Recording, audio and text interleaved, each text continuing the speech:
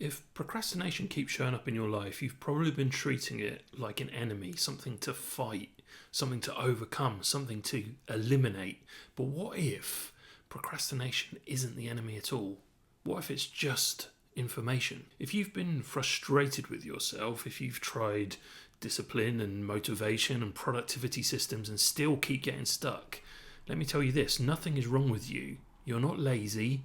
You're not broken. You're not secretly self-sabotaging. You're responding to information you haven't been taught how to read yet. In this video, I'm going to show you why fighting procrastination keeps making it stronger, what procrastination is actually trying to tell you, and how reading it correctly changes your relationship with momentum completely. This isn't about doing more, it's about understanding what's already happening. Most advice frames procrastination as a failure, a flaw, a lack of discipline, a motivation problem. So when procrastination shows up, we respond with force. We push harder, we raise the stakes, we shame ourselves, we try to out-discipline it. And if that worked, procrastination wouldn't keep coming back, would it? But it does, because you're not dealing with an enemy, you're dealing with a signal. Imagine your car's dashboard lights up. Instead of checking the engine, you smash the light. That's what most productivity advice does with procrastination. Procrastination is telling you something, and when you treat it like a problem to eliminate, you lose the information. So the system escalates the signal.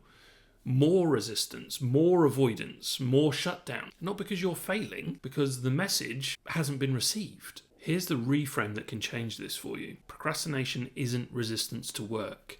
It's resistance to pressure. It's your nervous system saying something about this feels unsafe right now. That safety might be emotional, it might be cognitive, it might be identity based, it might be expectation based, but procrastination shows up when the cost of starting feels higher than the cost of delaying. And that's not laziness, that's threat assessment. When pressure builds, your nervous system shifts into protection mode. Your brain stops asking what's the best long-term move and starts asking what reduces discomfort right now. Under stress, your prefrontal cortex shuts down, threat detection ramps up, decision-making narrows. Your brain becomes very good at avoidance behaviours and very bad at initiation, at starting stuff. So procrastination feels automatic because it is. You haven't chosen it, it's a response. Notice something important. You don't procrastinate on meaningless work, you procrastinate on meaningful work. The work that matters, the work with the highest stakes, the work tied to identity or growth or self-improvement, and that's not a coincidence. That's information. Procrastination often means this matters and the pressure is too high right now. Here's the mistake that most people make. They ask, how do I stop procrastinating? But that assumes procrastination is the problem. So a better question would be, what is the procrastination responding to? Because when you listen instead of fight, the signal softens. When you fight, it escalates. This is why just start advice backfires. This is why guilt makes things worse. This is why calling yourself lazy trains resistance. You're attacking the messenger. Once you stop treating procrastination like an enemy, it becomes incredibly useful. Where pressure is too high, where expectations are unrealistic, where concerns over identity have become overinflated, where cognitive load is overwhelming, where safety is missing. Procrastination is feedback, and feedback is only a problem when you ignore it.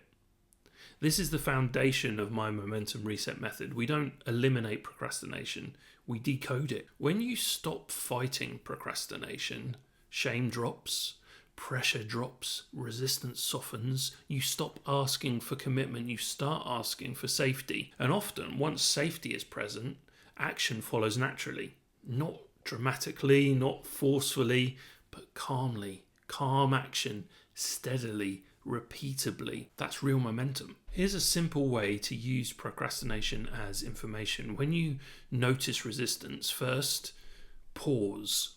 Don't judge it. Second, name it. Right now, I'm procrastinating. Third, ask one question. What feels unsafe about starting this? Or not why am I like this, not what's wrong with me, just what pressure is my system responding to right now? That answer tells you what needs to change. Once you know what the signal is pointing to, adjust the environment, lower the stakes, shrink the task, reduce expectations, add permission to stop. You're not trying to force action.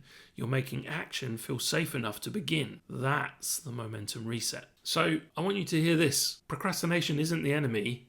It's just information. And when you stop fighting it, you stop escalating pressure.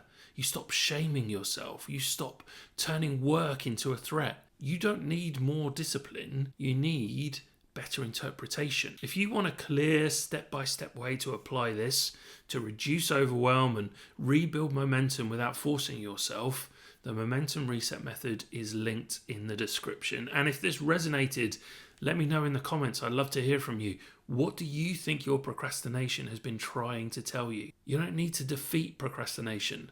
You need to hear it